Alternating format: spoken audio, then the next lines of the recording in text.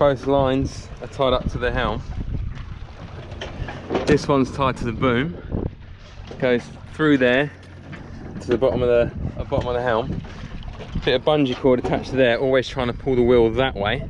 So we're always trying to go that way to the wind.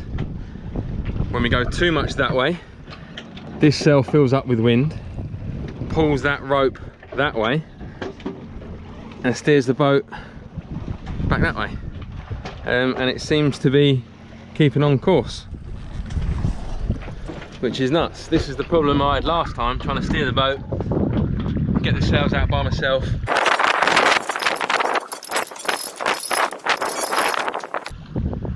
I just couldn't do it. But that's working quite nicely. Steering itself. That's mental. So the wind's taking us, as well as steering the boat. Free travel. I can go down here,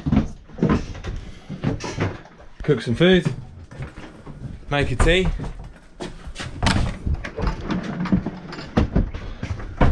even have a sleep. And the boat is still steering itself. That is mental. Look at it. Just pointing in the direction and off we go. Haven't got to do a thing. The wind does it all. So there's no need for any autopilot. There's no need for any expensive wind vane. All you need is a little bit of rope. And it's literally sailing the boat.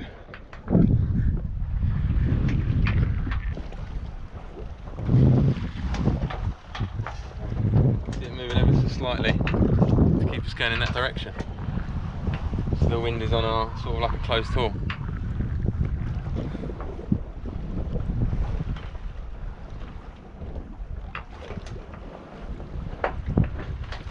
Works.